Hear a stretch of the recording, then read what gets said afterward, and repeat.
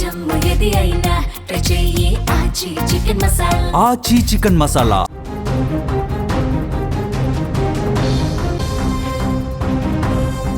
రెప్పపాటు కాలం, కేవలం రెప్పపాటు కాలం 8 నిండు ప్రాణాలు గాల్లో కలిసిపోయాయి. బతుకు తెరువు కోసం వచ్చిన వాళ్ళు కాలి బూడిదైపోయారు.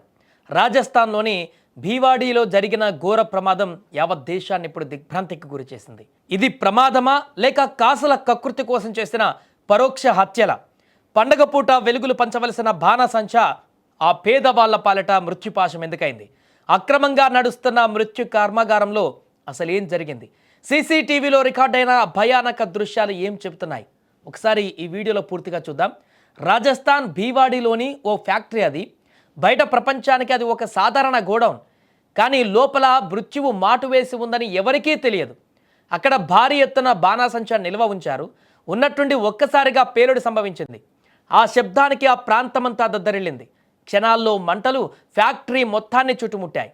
అక్కడి సీసీటీవీ కెమెరాలలో రికార్డైన దృశ్యాలు చూస్తే వెన్నులో వణుకు పుడుతుంది. లోపల ఉన్న కార్మికులకు ఏం జరుగుతుందో తెలిసేలోపే ప్రాణాలు కాపాడుకోవడానికి పరిగెత్తే అవకాశం కూడా లేకుండా మంటల్లో చిక్కుకుపోయారు.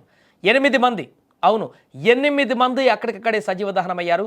వారి శరీరాలు గుర్తుపట్టలేనంతగా కాలిపోయాయి. అధికారుల విచారణలో తేలింది ఏంటంటే ఆ ఫ్యాక్టరీలో బాణాసంచా తయారీకి అసలు అనుమతే లేదు. నిబంధనలను గాలికి వదిలేసి అధికారుల కళ్ళుగప్పి జనావాసాల మధ్య యథేచ్ఛగా ఈ అక్రమ దందా సాగిస్తున్నారు.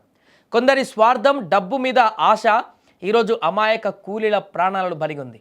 వాళ్ళు ఎవరి బిడ్డలో, ఎవరికి తండ్రులో, ఏ కుటుంబానికి ఆధారమో పొట్టకూటి కోసం వస్తే పిడికెడు బూడిదై మిగిలారు. సేఫ్టీ లేదు, రూల్స్ లేవు, కేవలం లాభాలే ముఖ్యం అనుకున్న యాజమాన్య పాపానికి ఇప్పుడు ఆ కూలీలు బలైపోయారు. ఈ ఘటన ప్రభుత్వాన్ని ప్రశ్నిస్తుంది. అక్కడ ఇంత దారుణమైనటువంటి పరిస్థితికి బాధ్యులు ఎవరు?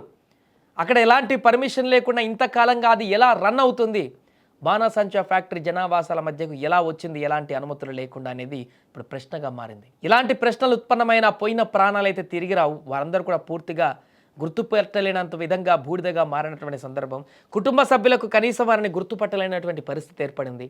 ఆ కుటుంబాలకు ఇప్పుడు ఆసరా ఎవరు? రోజు కూలికి వెళ్ళి వచ్చేటువంటి కూలి డబ్బులతో 3 పూటలు కడుపు నింపుకునేటువంటి ఆ పేద కుటుంబాలలో ఈరోజు చీకట్లు అలుముకున్నాయి.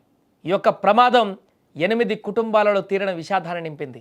వారందరినీ రోడ్డు మీద పడేసింది. ఇప్పుడు ఈ ఘటనకు సంబంధించి ప్రస్తుతం వైరల్గా మారుతున్న ఈ విజువల్స్ అన్నీ కూడా దీనికి సంబంధించి దర్యాప్తు కూడా కొనసాగిస్తున్నారు పోలీసులు.